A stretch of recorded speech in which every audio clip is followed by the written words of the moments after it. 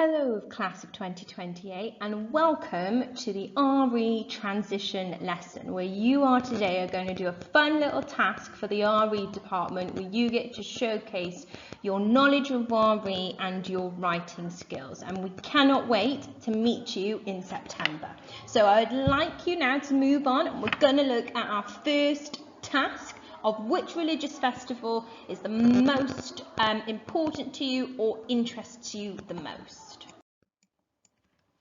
So the task that the RE department would like for you to do for us is which religious festival most interests you.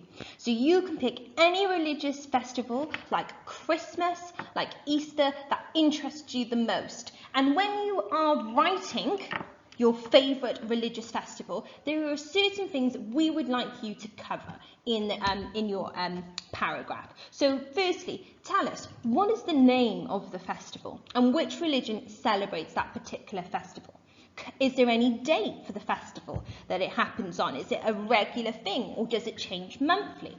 What do people eat and drink at the festival? What do people wear at the festival? What do people do at the festival?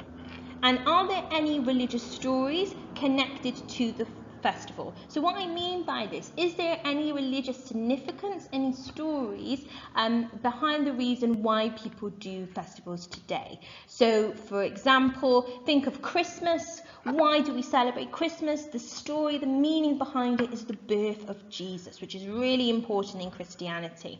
Is there any music, songs that are played at the festival that summarises the meaning of why people are there? Are there any objects or religious symbols that people use at the festival? So for example, at Christmas, we have the star, which represents the birth of Jesus Christ, and also the star was there to help the three wise men locate where Jesus was in the stable. And also, can you choose 4 photos or images that best illustrates your festival? So that could be a festival that you have attended and that's your favourite, so you might have personal photos that you might want to share with us, which would be wonderful, or you could just find 4 photos in general that you think best encompasses your favourite festival. So in order to ensure that you're providing the best answers that you can for your favourite festival, you can use the internet to help you, perhaps personal experience, or have you experienced your favourite festival, or any relevant books that you have to access that is going to help you really showcase that festival to its truest nature.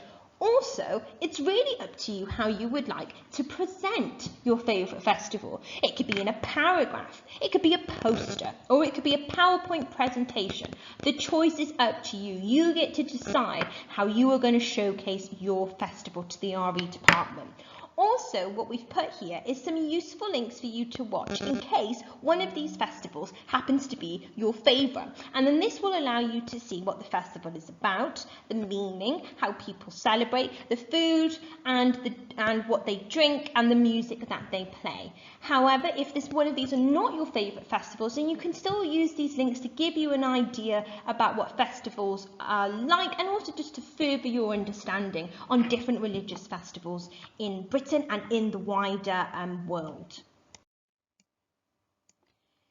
So we've got 2 examples done by people in the RE department, done by me, Miss Jupe, and Mr. Sykes. So here is my example of what my favourite religious festival is. My favourite religious festival is Christmas, which I actually think is probably the best religious festival, and it actually might be a lot of your favourite festivals. So as you can see from my paragraph, this is kind of us modelling to you what you could present. And as you can see, I've got 4 pictures underneath that I think purposely encompass the idea of Christmas. So I've talked about what my favourite festival is, Christmas. I've said when it takes place.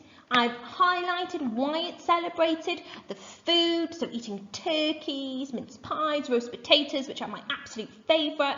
Then I told different symbolism, so how we showcase Christmas through the star and actually what people do, so going to church service, midnight mass and singing carols. And then I've got my 4 photos underneath, so I've got my Christmas tree, which very traditionally people now use with the star. Obviously people can personalise what they put on the top of the tree but traditionally it's a star. Then we've got the nativity, of course, because that tells us what Christmas is all about, celebrating the birth of Jesus. Then we've got a turkey, because that's normally the traditional food that we have at Christmas. Turkey is absolutely one of my favourite things, and I love it when we have it at Christmas. And then we've got presents. Presents, which I think is probably most of our favourite things about Christmas, is actually receiving and giving presents. And remember, these presents represents the 3 presents the 3 wise men gave to Jesus, which was frankincense, myrrh and gold. So this is just a little example just to showcase you what we are looking for and what it can be like. But remember, you don't have to do it in a paragraph. You could do it as a presentation, you could do it in a PowerPoint, or you can do it in a poster, whichever one suits you best. So here is Mr. Sykes, example, who is the head of department for RE, and he's focused on the Jewish festival of Purim. And he's highlighted, he's got 4 photos that really encompasses the main ideas and how Purim is celebrated. He also goes to talk about why it is celebrated, what happens, the favourite food and what people drink, and how it is all celebrated. Sir has also provided in this slide a link that has informed him on what people do during this festival, and you can also watch this too to gain a deeper and better understanding of how people in the Jewish community and in the outer community celebrate Purim. So now that you've gone through this slide where we've explained to you your task and we've given you your examples of what it could look like, it is now on to you to go and complete this task. Remember, you can do it in any form you like. You can make it really colourful, be creative, pick a festival that is absolutely your favourite, tell us why, and then showcase that to us, which would be absolutely wonderful. So I would just like to say goodbye for now, class 2028, and we cannot wait to meet you next September, and we really hope that you have a lovely and restful summer break. Hopefully we have wonderful weather for you to enjoy, and we can't wait to meet you all in September.